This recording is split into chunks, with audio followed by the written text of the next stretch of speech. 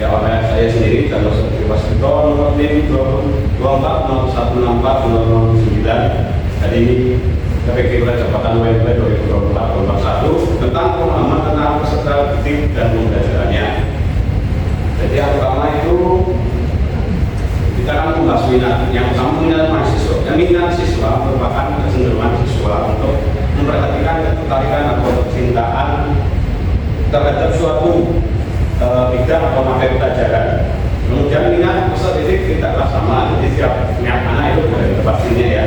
Selanjutnya untuk mengetahui minat belajar yang tinggi atau tidak dapat dilihat dari indikator minat itu sendiri. Nah, indikatornya itu meliputi perasaan senang, ketertarikan, peserta didik, kemudian perhatian dalam belajar, kemudian keterlibatan siswa dalam kegiatan pembelajaran dan manfaat serta fungsi mata pelajaran. Selanjutnya untuk aspek yang kedua yaitu motivasi. Motivasi itu dapat mendukung siswa untuk lebih aktif dalam belajar. Jadi motivasi yang tinggi dari peserta didik akan tampak dari ketekunannya dalam belajar yang tidak mudah parah untuk mencapai keberhasilan meskipun banyak rintangan yang dihadapinya.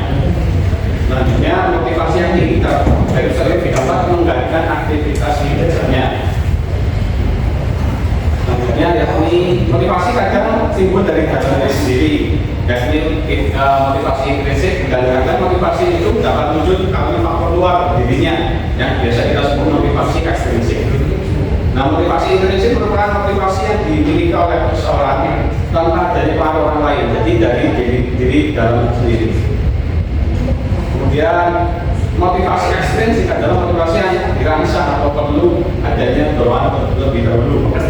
Contohnya dapat berubah seperti dari orang tua, kemudian jika mendapat prestasi ya, kemudian sesuai yang termotivasi secara ekstrinsik akan melakukan berbagai cara untuk mendapatkannya, walaupun misal harus menyontek atau memiliki jawaban. Nah, sehingga dapat dikatakan bahwa motivasi intrinsik lebih berpengaruh daripada motivasi ekstrinsik karena lebih memprioritaskan belajar daripada kepentingan lainnya. Gitu. Jadi masih lebih bagus motivasi intrinsik. Selanjutnya yakni gaya belajar.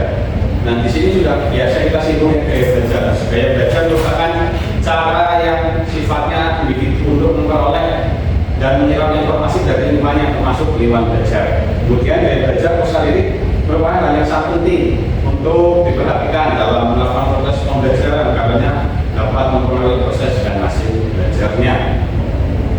Nah, yang pertama untuk gaya belajar itu ada 4. Jadi gaya belajar dibagi menjadi 4. Yang pertama visual, yang kedua auditory, dan yang ketiga kinestetik, dan yang keempat reading and writing atau menulis dan membaca.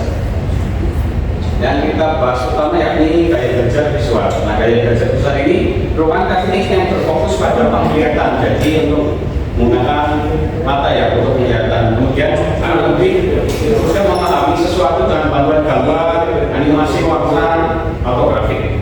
Kemudian cara belajar yang paling cocok dan belajar visual adalah dengan main mapping dan menonton video, animasi, praktek dan lain sebagainya. Selanjutnya gaya belajar auditory. Nah, auditory ini biasa kita kenal dengan audio atau suara ya.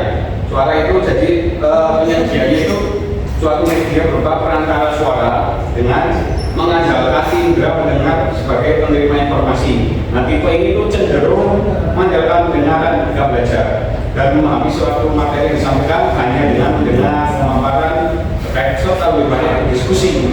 Jadi lebih banyak diskusi dalam memecahkan masalah. Selanjutnya yang ketiga ini gaya belajar kinestetik. Nah, kinestetik ini banyak menggunakan gerakan untuk menggambarkan sesuatu agar lebih mudah dipahami oleh siswa, misalnya gitu. Kemudian lebih banyak melakukan praktek seperti dengan menggunakan seluruh tubuh atau fisik ya, kinestetik itu. Kemudian latihan di depan kaca untuk menguasai materi speaking misalnya, dan melakukan uji laboratorium untuk pendalaman teori atau praktek. Selanjutnya gaya belajar yang keempat ini reading and writing atau membaca dan menulis. Nah, tipikal gaya ini lebih mengandalkan kelihayan dalam membaca dan kemahiran dalam rekomendasi materi belajar. Jadi siswa biasanya membaca dulu, kemudian menulis atau merangkumnya dalam suatu lembar buku atau catatan lain. tipikal ini sukanya itu pasti membaca dan menulis, lebih cepat memahami untuk tes bacaan yang panjang biasanya. Kemudian mencari topiknya, permasalahan, kemudian menyimpulkan cerita serta memiliki kreativitas dengan modal tulisan yang rapi. Jadi suka menulis dan suka membaca untuk kayak belajar.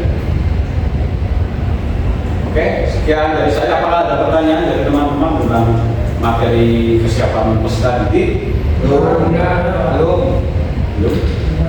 ada ya. Oke, kalau sudah belajar, jangan terima kasih, selamat belajar.